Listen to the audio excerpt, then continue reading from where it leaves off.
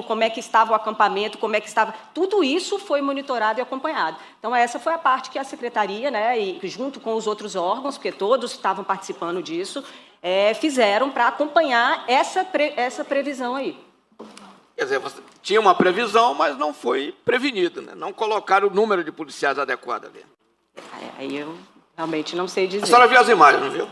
A senhora se adequado 20 policiais, não tinha mais que 20 naquela barreira para tentar barrar aquela multidão de criminosos que estavam ali. Assim, eu vi as imagens, né? Assim como os senhores.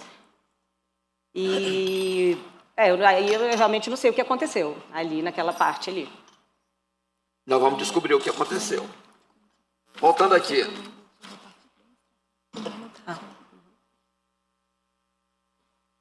Doutora Marília, a partir do dia 6 de janeiro de 2023, começaram a chegar ônibus de diversas partes do Brasil. Sendo que a grande maioria das pessoas que estavam em tais ônibus se dirigiu para o acampamento em frente ao quartel-general. Inclusive, boa parte da mídia alertava que crescia a animosidade entre tais manifestantes e que convocação para os atos em redes sociais sugeriam que poderia haver confronto com as forças de segurança da capital. Indago, houve monitoramento por parte da Subsecretaria de Inteligência desses ônibus na chegada à capital? Houve monitoramento do acampamento em frente ao quartel-general nesses dias? E mais, houve acompanhamento dinâmico da evolução do movimento? Sim, houve a todo tempo. Desculpa. Estou olhando para o senhor e esqueço de falar aqui. Houve esse monitoramento de passo a passo, esclarecendo, até é bom esclarecer. A Subsecretaria de Inteligência ela tem uma atuação mais estratégica, né? Ela tem a obrigação de assessorar o secretário, no caso, o executivo, que era o doutor Fernando, que era acima da Subsecretaria de Inteligência, e, por conseguinte, o secretário de Segurança. Então, a atuação da Secretaria, da Inteligência da Secretaria, é uma atuação mais estratégica. Ela não faz o trabalho das inteligências das polícias, né? Ela não faz investigação, ela não faz o trabalho que... E também não faz o trabalho que as inteligências das polícias fazem ao assessorar os seus tomadores de decisão, os seus comandantes e chefes. O que a subsecretaria fazia? Ela fazia, então, frações de inteligência que eram compostas por todas as informações que ela obtinha, seja da Polícia Militar, seja dos demais integrantes desse grupo que estava lá dando informações, de imagens, de fontes abertas, de tudo que era recebido, de contato com outras agências de inteligência. Tudo isso forma o produto que a Subsecretaria de Inteligência faz e assessora o secretário. Então, com base nisso, foi acompanhado, desde o primeiro ônibus que chegou, pisou no Distrito Federal, até o final de todo esse evento, tudo, número de ônibus, placas, e muito vinha de informação da própria Polícia Militar, né, da inteligência da Polícia Militar, que é quem está ali mais próximo, ali em campo, e repassava para esse grupo, que estavam todos os órgãos. Todo mundo estava vendo, todos esses órgãos, todas as placas, quantos estavam, onde estavam estacionados, a situação na esplanada, a situação no acampamento. Isso era de instante em instante informado. Então, a gente fazia essa fração e subia num grupo para os tomadores de decisão da Secretaria, e também estava nesse grupo o comandante da Polícia Militar. Isso já era uma praxe de antes de eu chegar na Subsecretaria. Como eu tinha acabado de chegar, eu orientei o pessoal, continuem fazendo o mesmo que faziam antes. Eu estava chegando ali, né, então não ia mudar nada. Continuem acompanhando e me repassando e me demandem aí o que é para ser feito da minha parte, que possa não estar fazendo, né? A gente acabou de chegar, então assim foi feito. Eles faziam essas frações, eram vários grupos de inteligência, enfim, e a gente passava para os nossos tomadores de decisão, que são os gestores da Secretaria de Segurança. Doutora Marília, foi veiculado na mídia em geral que no dia 7 de janeiro de 2023, o coronel Jorge Pinto enviou diversas mensagens no grupo Difusão de WhatsApp chamado Difusão, alertando pelo tensionamento dos ânimos dos manifestantes. A senhora estava nesse grupo? Além da senhora, quem estava nesse grupo? Quem criou tal grupo? E para que fim que ele foi criado? A coronel Cíntia Queiroz fazia parte desse grupo? O grupo foi criado depois que a senhora assumiu ou depois que a senhora assumiu o cargo de subsecretária? Ou ele já existia? Eu até falei agora no finalzinho da minha outra resposta, é exatamente isso. Esse grupo é esse que eu falei que a gente subia as frações para os tomadores de decisão. Ele se chamava difusão. Esse grupo já existia antes de mim, mas com os outros chefes, né? Com o outro secretário, com o outro secretário executivo. Quando eu cheguei, o tenente-coronel Jorge Henrique, que é o Jorge Pinto que o senhor mencionou, ele falou: doutora, precisamos manter o grupo, vou colocar a senhora, o secretário Anderson, o secretário executivo Fernando. A coronel Cíntia, eu acredito que estava, sim, nesse grupo, porque ela era a primeira detentora das informações de inteligência, né, de todas as... a gente trocava muita mensagem, então ela estava, pelo que eu sei.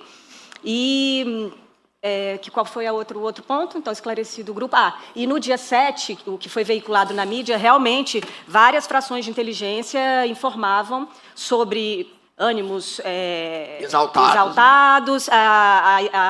Até anotei os horários aqui, 12h30 do dia 7, havia uma percepção de que os manifestantes que estavam chegando estavam com ânimos exaltados e dispostos a confronto com as forças de segurança, a 12h45, 13h45, 14h50, 15h35 também mencionava ânimos exaltados, 17h15 também incitação para a prática de ações adversas, como falas de incitação para a prática de ações adversas, como ocupação de prédios públicos, todavia sem uma coordenação efetiva. Agora, é importante ressaltar...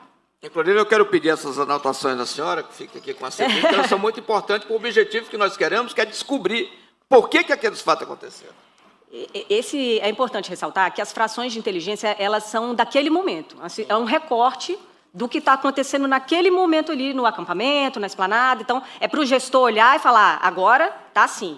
Então, em outros momentos, os ânimos estavam pacíficos. Então, isso alternava, né? Por exemplo, no sábado à noite, já estava...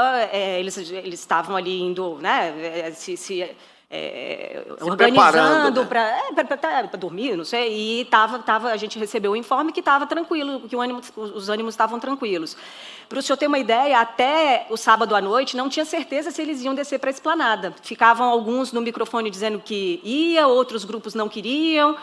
Havia uma divergência sobre essa descida para a esplanada, apesar de ter esses ânimos aí, algumas falas de incitação e tal. Então, à noite já estava mais controlado. Já no domingo de manhã, não sei se o senhor vai me fazer essa pergunta posteriormente, mas já adiantando, no domingo de manhã, eles acordaram, o primeiro informe foi ânimos pacíficos, ajeitando o café da manhã ali, e depois, logo depois, 9 e pouca, eles já decidiram que iam descer. Então, houve a primeira decisão, que 13 horas... Tinha acompanhamento em loco? Tinha agentes da inteligência lá no meio? Principalmente da Polícia Militar. Tinha, ótimo. Com certeza. Então, no domingo, eles decidiram que iam descer, né, a partir de que iam se encontrar 1h e iam descer às 2h. E aí eles acabaram antecipando para 1h. Tudo isso foi informado para outras agências de inteligência, para os horários, a quantidade de pessoas... Não, obrigada. A quantidade de pessoas, a quantidade de ônibus, tudo isso foi monitorado passo a passo. Inclusive durante a descida.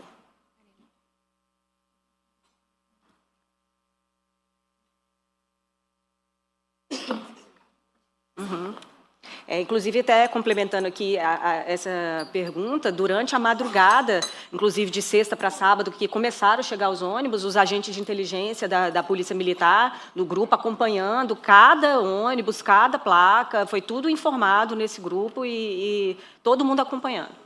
Esse grupo que eu estou falando não é o difusão, é o grupo que estavam todos os órgãos, representantes de todos os órgãos que estavam no PAI.